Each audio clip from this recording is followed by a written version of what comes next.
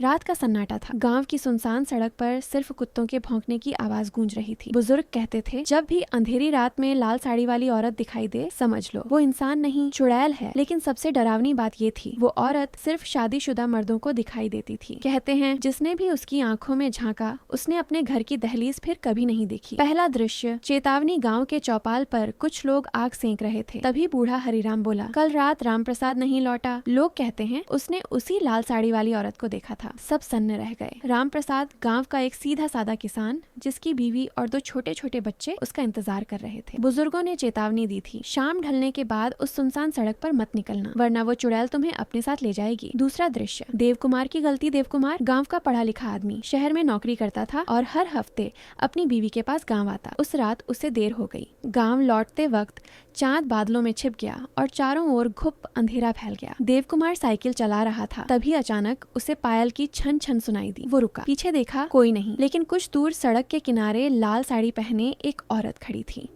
चेहरा घूंघट में छिपा, लंबे खुले बाल हवा में झूलते हुए और पांव जमीन को छुए बिना तैर रहे थे। देवकुमार का दिल धक धक करने लगा। तीसरा दृश्य, पहला सामना औरत धीरे धीरे उसकी ओर बढ़ने लगी।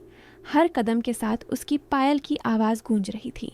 देवकुमार ने आंखें फेर लीं, लेकिन जैसे ही उसने साइकिल तेज चलाई, उसके कानों में फुसफुसाहट आई।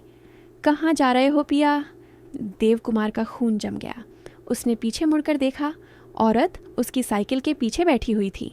उसका चेहरा झुलसा हुआ, आंखें लाल अंगारों की तरह चमक रही थीं और होठों से खून टपक रहा था। चौथा दृश्य, भागने की कोशिश। देवकुमार पागलों की तरह पैडल मारने लगा। हवा कान फाड़कर निकल रही थी।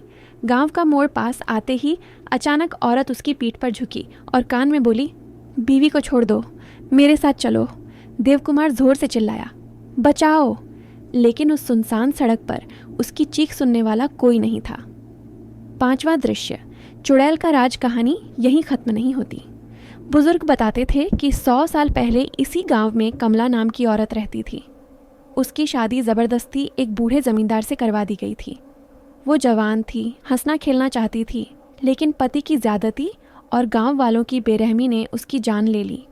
मरने से पहले उसने कसम खाई थी, अब मैं हर शादीशुदा मर्द की मौत बनूंगी ताकि कोई और औरत मेरी तरह तड़पे नहीं। तभी से वो लाल साड़ी पहनकर भटकती है और केवल शादीशुदा मर्दों को ही दिखाई देती है। आखिरी दृश्य, अंत देवकुमार की साइकिल अगले दिन पेड़ से टकराई हुई मिली। उसका शरीर सड़क किनारे पड़ा था, चेहरे पर खरोंचे और आंखें खुली हुई, जैसे उसने कुछ ऐसा देखा हो जिससे उसकी जान निकल गई। लोग कहते हैं उसकी मौत हादसा नहीं थी, बल्कि चुड़ैल उसे ले गई थी। आज भी जब रात गहरी होती है और पायल की छन छन सुनाई देती है, तो शादीशुदा मर्द घरों में दरवाजे बंद करके सो जाते हैं, क्योंकि लाल साड़ी वाली चुड़ैल आज भी जिंदा है और किसी अगले शिकार का इंतजार कर रही है।